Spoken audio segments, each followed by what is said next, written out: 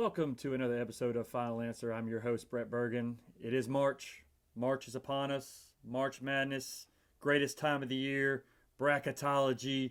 We are excited here on the Final Answer to get started and get really things going for college basketball and digging our teeth into what's going to happen these next few weeks across the country. And we actually had a little preview of March Madness this weekend.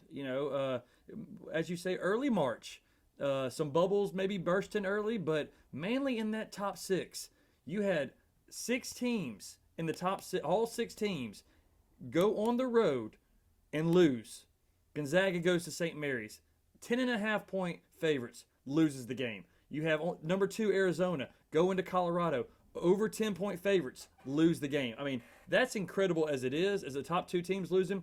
Then you have Auburn going to Tennessee, losing the game. That game was more of a straight-up game, not as big favorites. Tennessee's a tough place to play. I don't think they've lost there at home this year. Matter of fact, I know they haven't lost at home this year. So a tough game for them, but Auburn loses on the road. Then you could go up to the next couple teams. Kentucky losing to Arkansas. They were 6. I believe who was the next team under that chance under Auburn right there? That was Purdue goes to Michigan State, loses. And then obviously Kentucky goes to Arkansas, loses. And then Kansas goes to Baylor. That was a big-time game to see kind of who the Big 12. You know, Kansas has won the Big 12 until last year, 20, 30 years in a row.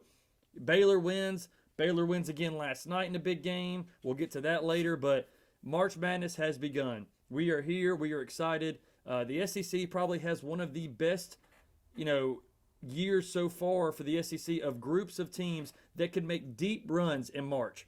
Arkansas could make a run. Tennessee can make a run. Auburn is a Final Four team. I truly believe that. Alabama, they could play and beat a Gonzaga, which they have this year, also beat a good Houston team. But, they could also be out the first round. But they could make a move. You got LSU and Florida kind of sitting on that bubble.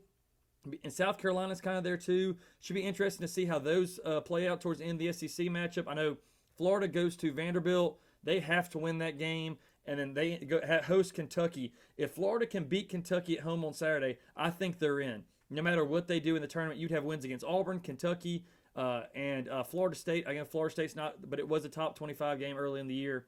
Other leagues, Big Ten's got some good teams. Wisconsin, obviously Purdue, Big 12, Kansas and Baylor.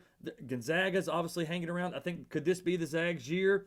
They lose to St. Mary's. That game's happened a lot where they've gone on the road late in the year and lost to St. Mary's. So I'm just so excited. I'm ready to get my bracket. I'm ready for SEC tournament to start. I'm still not over 2 years ago us not having March Madness. So every time I get it now, it's a treasure to have it. I know Brett Powell was upset about March Madness not happening, 2 years ago, because I think that may have been Florida State's best team all time. So going forward, championship weeks, we'll discuss that coming the next week. But we got our last 2 games of the regular season in the SEC this week, so we'll see how those games play out. Auburn needs to finish strong. Bama needs to finish strong. Florida needs to finish strong to get into the tournament. But Musselman is winning some big games for Arkansas. Like I said, that to me, watching those teams play, Arkansas is a team to watch out for. I think they could win the SEC tournament, and I like Kentucky or Auburn to win the tournament, but I think Arkansas may be there before it's all said and done.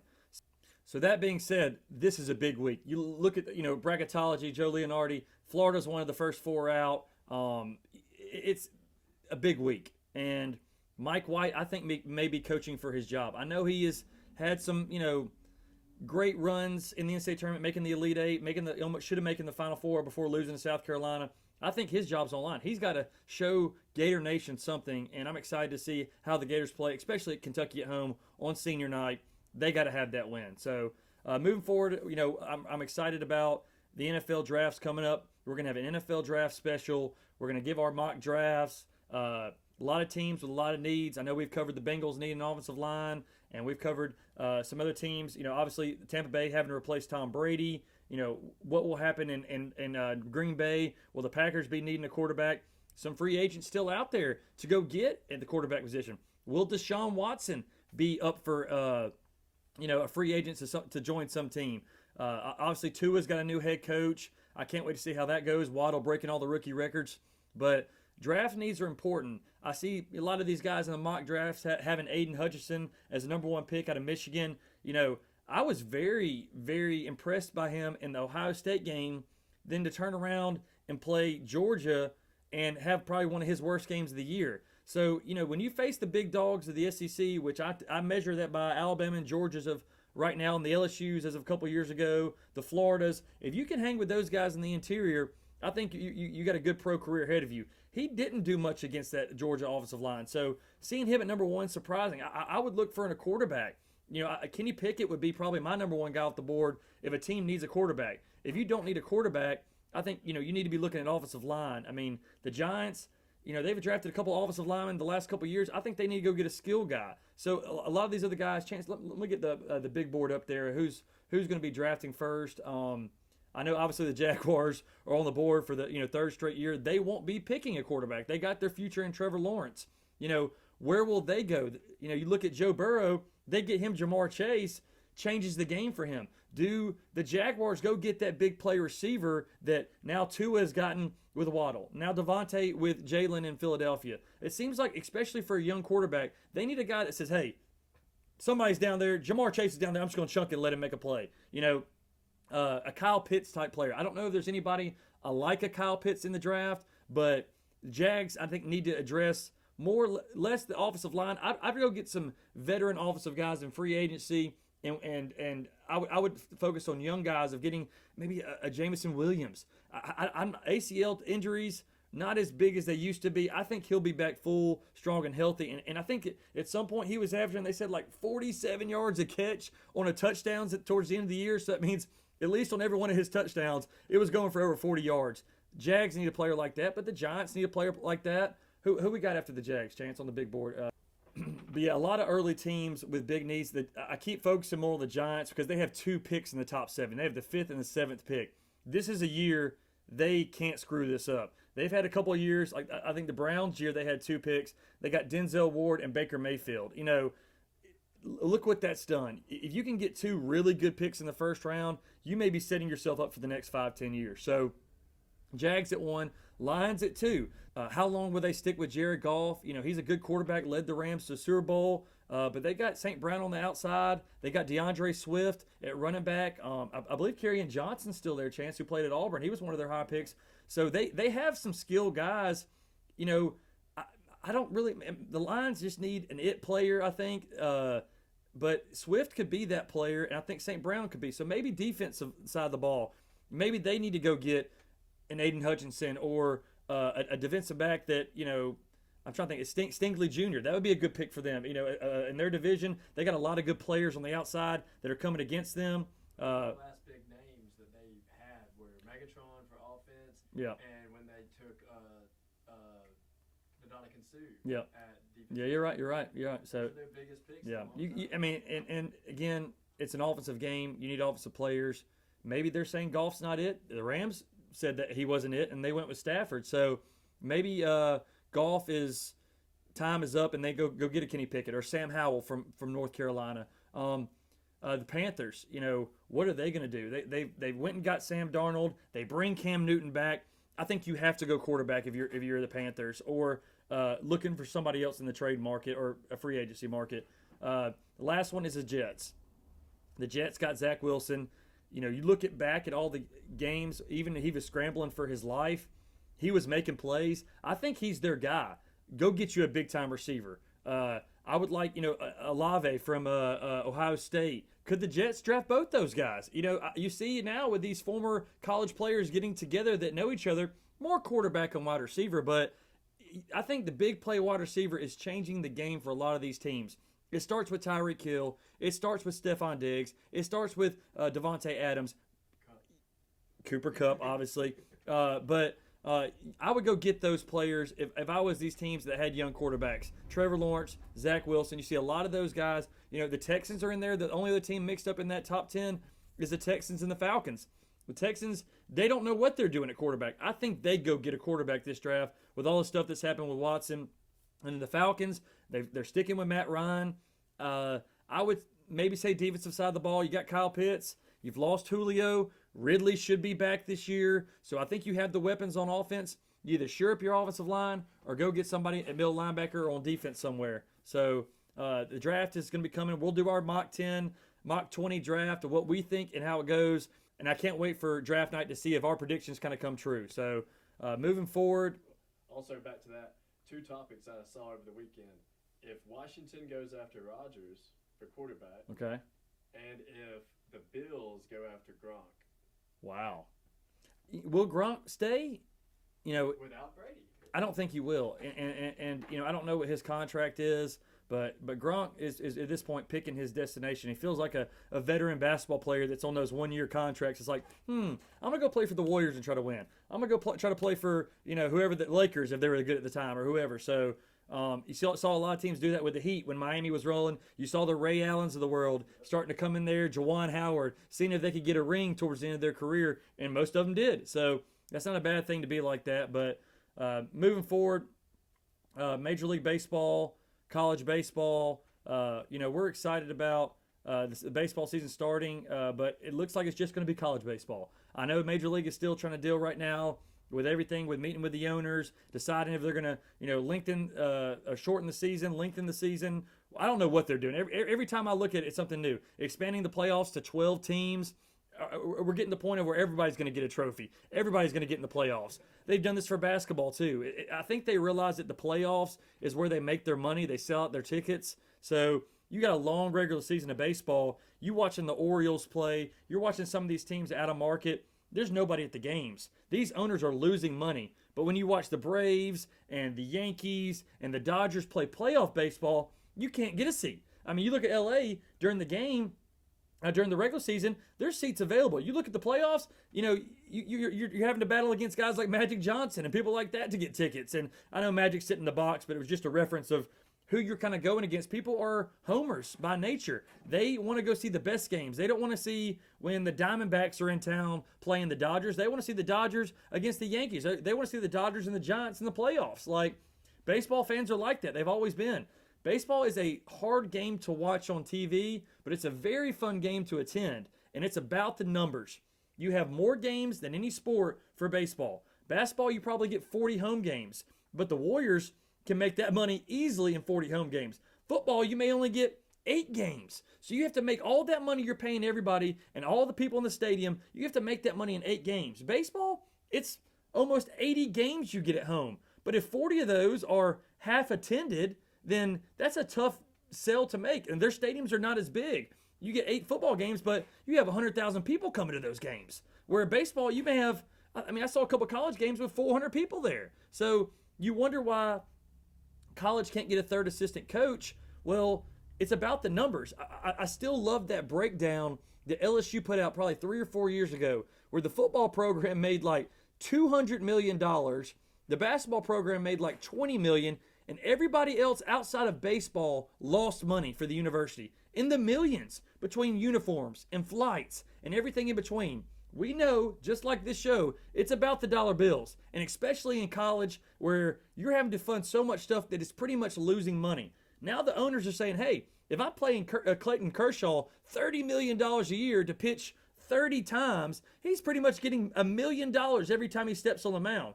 He may not make $1 million in the stands for a game when they're playing one of the worst teams in the league. So it's like, man, the guy on the mound, that's not including the other players, but the guy on the mound may be making more than what I'm making in the whole entire game.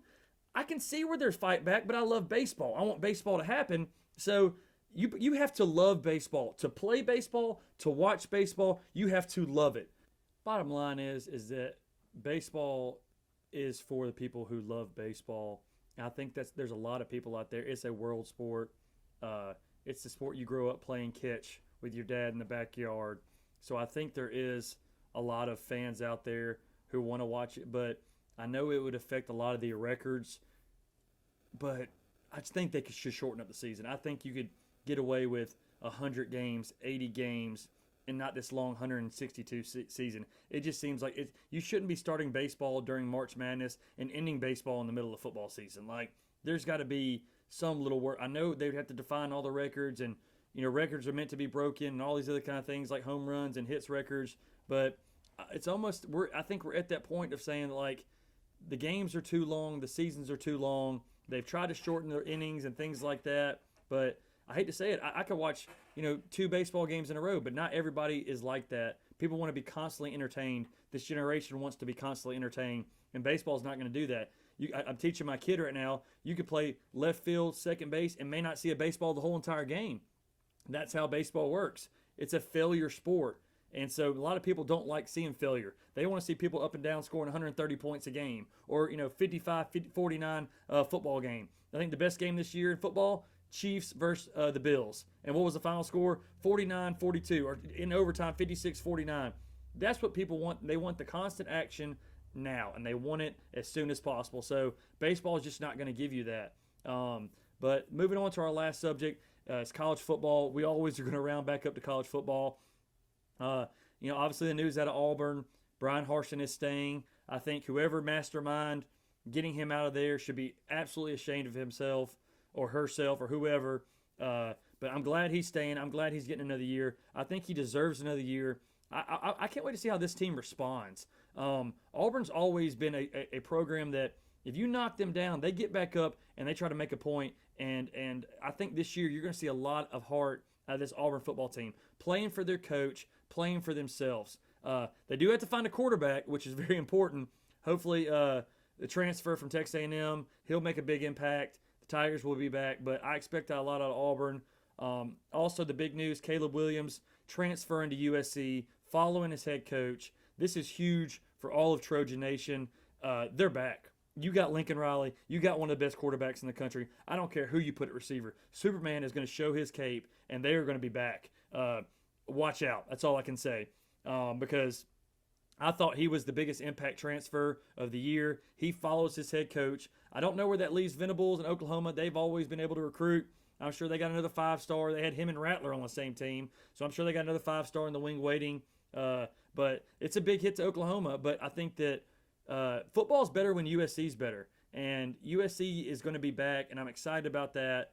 It's going to make more of those night gambling nights when you're seeing USC and UCLA or that 9 o'clock, 10 o'clock game, staying up to watch Superman and Lincoln Riley calling offense for USC.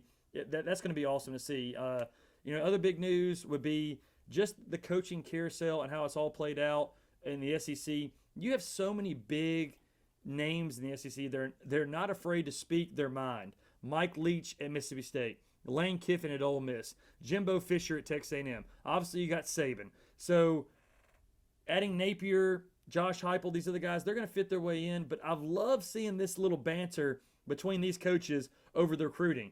Texas doesn't sniff the top 5 in recruiting the last 15, 20 years. The first year they make the NIL deal, they're number 1 in recruiting. Yet Jimbo's saying there's not this $6 million fund and they're not paying anybody. Everybody's paying everybody now. That's the name of the game. It is pretty much free agency. So hearing Kiffin bark at him, Saban, I think he doesn't say too much. It was funny. I saw an interview the other day about Bill Self and Bob Huggins were in there. I think Portnoy did it at Barstool, but it was like, now you can start paying players. How does that affect? And Huggins drops the line of, well, Kansas has always paid players. Well, I think everybody has always paid players, and now it's just public. So, with Arch Manning coming up next year, with some of these other players getting these big deals, it's a race to the top. Who has the most money? Jimbo can say all he wants to about A&M's not doing anything. They're paying people a lot of money, and it's changed the game. And we'll see how it turns out. I think they should be more worried about an 18 playoff. I say don't extend the playoffs in NBA and Major League, but those are professionals. College has a lot more teams, and I think you find the best 8 teams is the best way to determine the championship team. 4 teams, there's going to be a gripe at 5 and 6. 2 teams, there was a gripe at 3 and 4.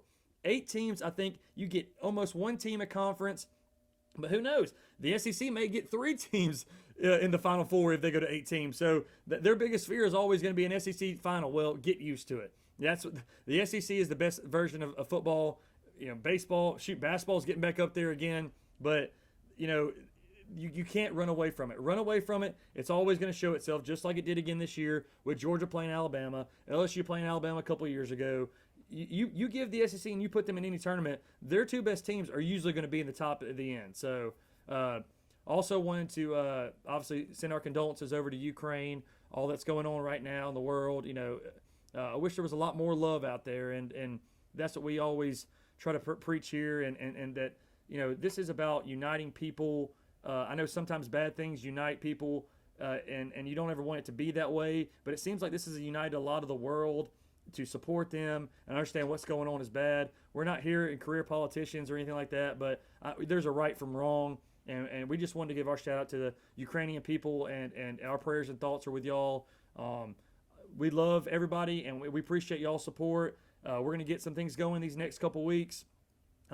Getting some callbacks, getting some people online asking some questions, getting some fan feedback, but we always appreciate you joining us on The Final Answer. Welcome back to another edition of Office Battle. Week 2, Chance, back to battle out again. Looking back at last week's picks, 3-7 for you. Yeah. 5-5 for me. I think the biggest and closest one was TCU Texas. The line was 9.5. Texas wins by 9. If they win by one more point, you're looking at 2-8. I'm looking at 6-4. A winner for me, 2-8. That's not too good. Looks like colors aren't working out week 1, but instead it's 3-7, 5-5. A little bit closer. Looking back at some of the picks, we both had Duke. They don't cover. UCF at home was the correct pick for me. They did cover against Cincinnati. Notre Dame covers the 5 against Syracuse. On to Auburn, your Tigers. We're both on them at 16. They win by 13. I thought they were going to blow Ole Miss out by 20. The 16 seemed pretty favorable for both of those. What happened? I mean, they still win by 13. Yeah. So, but they do come back and lose this weekend. So going into tonight, we'll get to our future picks. Is Auburn going to make a big run in March, Chance? I mean, come on. Maybe that's what they're holding out for. Okay. Maybe they're holding out for the March. Maybe he's got the best players sitting on the bench. Again, I haven't been watching too many games this season, so I'm just going by faith in Auburn. Let's go. Well, I will say that in some of Florida's great runs in 06 and 07, they lost some games later in the season that kind of got them prepped for a deep run to where they didn't lose in the SEC tournament. They didn't lose in March Madness. So that's a good point. I think maybe getting some of these losses out of the way, figuring out what doesn't work, what does work. Kentucky, the 7.5 against LSU, that game was very close. Kentucky ended up going by 5. We both lost on that one. Wisconsin at Minnesota, one of our few ones we had together on a road team. Wisconsin does not cover. They win by 1.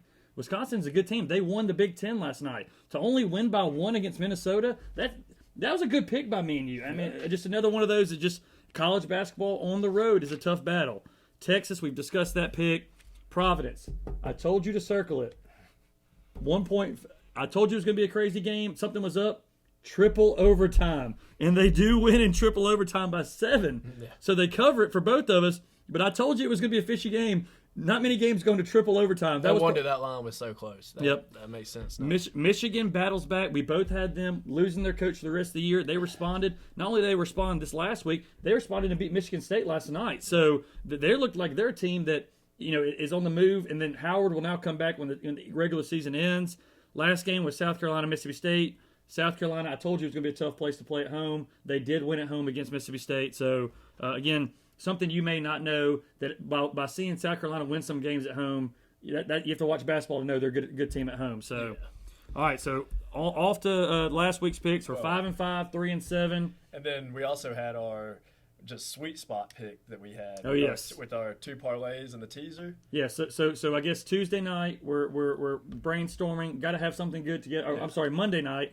Chance says, "Hey, I like North Carolina." I said, "Chance, Syracuse has not played well last week. I think they're due to play a good game. Maybe take it both ways." He took it both ways with Baylor and UCLA. Every one of them cover. It's one of the few that goes 9.5. And you got 8.5, and it lands on 9. Kind of like, I guess, my AFC championship pick when I had the 49ers at +3, and I had the Rams plus 3.5, and I had the Rams at -2.5, and they land on 3 right in the middle. That's a double winner, chicken dinner, I guess we'll call it. But great play on Monday night. But we got some great games tonight. Let's get to the 10 picks. So, Office Battle Week 2, Texas A&M at Bama. Okay, number 25 Bama. Bama is still in, they did get the win like we talked about, and last weekend, they got to have another win this week to keep that resume up.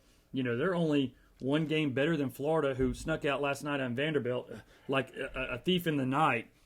down by 5 with 30 seconds left, they win the game. Don't ask me how. But Bama pretty much has the same record. Yes, they've beaten Gonzaga. Yes, they've beaten Houston. But Bama needs to keep winning to keep that resume up. I like Bama at home. I'm guessing that number's probably going to be 8. Bama hasn't been favored by that much many times, but I'm going with 8. What's it at? 10 Bama. 10 Bama. Wow. I mean, A&M is. I mean, I'm going to go Texas A&M plus 10. Okay, I like it. All right. What about you? Let's see. I think I'm gonna have to go with Bama this time. Okay. All right. So you're going to go with Bama at home. Bama does play better at home. You know, they did a couple weeks ago. Kentucky was maybe one of their worst shooting performances at home. So I say they play good at home, but they have had a chance where people say the Coliseum is not a good shooting place, and they hadn't scored points there in years until really Nate Oates got there. So, but yeah, that was a close call for me. But I like A&M. Chance likes Bama. So, all right, what we got next? All right, we got Georgia Tech at Clemson. Georgia Tech at Clemson. Okay, both these teams are not top tier ACC teams. I'm gonna go the lines. Clemson at -4. Clemson -8. Clemson -8. Okay, so I'm giving these road teams a little bit more benefit of the doubt. Clemson's favored by 8. There's a reason for that. I'm going to go Clemson at -8. And I'm going to stick with that as well. Okay, all right. So both both on Clemson this week.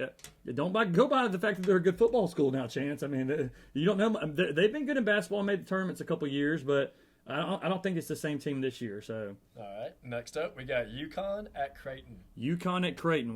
Number 18 UConn. Okay, number 18 UConn, who beat Auburn this year, and I think that was a double or triple overtime game in that one. UConn at Creighton. Creighton's great at home. Creighton's a good basketball school. McDermott's still coaching there. Obviously, had Doug back in the day. He's a great NBA player now. I think he's playing for the Spurs now. Creighton's probably favored by 4, even though UConn's ranked. Creighton by 4. It's actually UConn by 4. Whoa. Okay, so Creighton may not have that good of a team that they usually have. Well, 4 points against a ranked 18 UConn. So I'm going to go Creighton plus 4. All right. I'm going to say Creighton plays well at home. UConn's a good team, but, that's a tough place to play. I like Creighton plus 4.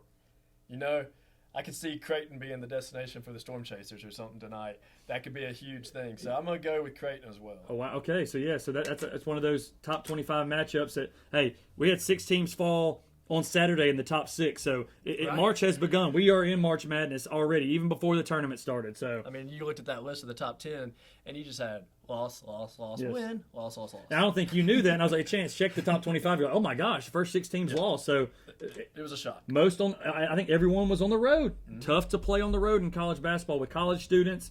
The atmospheres get crazy. It was crazy at Wisconsin last night. Crazy at TCU when they upset Kansas. So upsets all over the place. So All right, next up, we got number 5 Auburn at Mississippi State. number 5 Auburn at Mississippi State. So Auburn is going to be given a lot of points. I'm going to say Auburn's favored by 8. -3.5 Auburn. Whew. Give me Auburn all day. Yep. I'm loading up on 3.5. Auburn has not played a great game in 2 or 3 games. I feel like Very true. They're ready to explode at some point. Pearl's going to get it right before the tournament starts. I think it starts tonight. I'm taking Auburn. I think they're going to win by more than 10. I think they're just going to finally play that complete game tonight. So I like Auburn. That'll be our dominant win for Okay, today. all right. I like that. All right, LSU at Arkansas. Okay, Arkansas has not lost a game at home this year. I think they're 4-0 against top 25 teams. So I'm going to say Arkansas is favored by 7. 5.5 Arkansas. 5.5. Okay, so pretty close on that one. I'm going to take Arkansas at the 5.5. They play, I believe it's Bud Walton Arena, but that place comes alive. Even though they didn't let the Storm Chasers in, but they rushed the court against Auburn. There's no need to rush it again against Kentucky. Coming off a couple big wins, undefeated against top 25 teams, undefeated at home. I like Arkansas at the 5. Is it 5.5? You said? Yep, it's at 5.5 Arkansas, and I'm going to go with the Tigers. Go Tigers. So plus 5.5. And for LSU. Wow, LSU's a good team. And they've last week they cost us against Kentucky because they play well. So Exactly. And that was on the road. So you're learning from your pick last week, going with the Tigers this week. I like that. So All right, next up we got Xavier at St. John's. is Xavier ranked? No. Okay, so unranked team. So St. John. I'm gonna say Xavier's favored by 4. St. John's -2. St. John's -2. Okay, so wow, that's a tough game. That's exactly why I put this one on here, because it's two teams that we might not know much about. Yes, I don't. There's not a David West on Xavier that I know about. I'm going to say St. John's -2. I'm going home court. I'm seeing what home court's doing in March. I'm going St. John's -2. Let's go, X-Men. I'm going with y'all. X-Men. All right, so the Xavier is the X-Men, so Chance will go with that. Big Wolverine guy over here. So, all right, so what we got? One more left? Or? No, we got 3 more left. 3 more left, okay. Yep. Notre Dame at FSU. Okay, Notre Dame at FSU. FSU is horrendous this year. Cost me many plays. Very true. Except last week when they hit a buzzer beater against Virginia with .4 seconds left. Well, was that luck? It was luck. It was luck. I'm telling you, it was luck. So Notre Dame's a great team. I think they're favored by 7. 2. What? Notre Dame by -2. All day. Yes, Notre Dame -2 all day. FSU, unless they've gotten some, 5-star, 20-point game guy back, which, could have happened, but they've gotten blown out at home. I think they lost to Wake Forest at home a couple weeks back. So, yes, Notre Dame big. Well, I like Notre Dame and Auburn. My gosh, it's right. All right. Wichita State at Tulsa. Wichita State at Tulsa.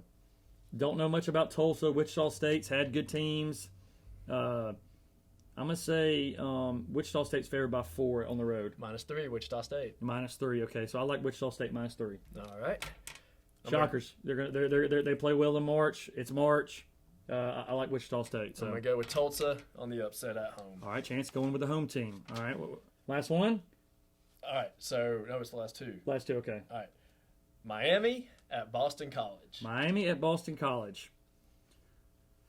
Neither team is, even though they're pretty popular teams, neither team has really done. Miami's probably favored by 3 at Boston College. Miami by 4. I'm telling you, I'm getting good at this. You are. You're right on them. All right, so Miami at 4. I like Miami at 4. Even though it's on the road, Miami's a better team than Boston College. You're going to keep going with your home team? And think I'll go to Boston. Oh, gosh. He's singing now. He's singing now. Watch out, American Idol. My goodness. Oh, God. The heck no. All right. Next up, I think we'll stick with some local teams. UAB at Southern Miss. UAB is playing very good basketball this year. I don't know what their tournament resume looks like and how close, but they played very good basketball. I think North Texas and maybe Middle Tennessee State are the only 2 teams that have played better basketball, but UAB is a great team. And for a team like that to not make the NCAA tournament, that would be a shame because I think they could make a Sweet 16 run because they play well together. But I'm going to say, is it at UAB? No, it's at Southern Miss. At Southern Miss. UAB is favored by 1. UAB 18. What? UAB by 18. Did you say 18 and 18 on the points? How bad? How bad? Southern Miss may be as bad as your singing was just a second ago. So, so Southern Miss is an underdog by 18. I'm taking Southern Miss at +18. If you lose by more than 20 points at your home stadium, you deserve to lose. You may need to drop down to Division 2. Even though UAB is a good team, +18 at home, 18.5 or 18? No, 18. +18 at home. I like the Eagles. I just have to go with the Blazers. I just gotta pull for them. I gotta hope they pull this out. Okay. Let's go Blazers. All right. All right. That makes our 10 for the day. All right. So we got 10 picks, 5-5, 3-7. We'll double check it after this week. I think this will be. We didn't have very many similar picks this week, so we'll have a big difference this week. Chance, it's not going to be you. I'm sorry. I know these sports. You're just guessing because of a town they're in or a mascot you like. Pretty much. This is going to be a dominant week for me. I got a feeling, but we'll find out. And hey, they still got to play the game, and that's why they play the game. Exactly. On the final answer. Have a good one.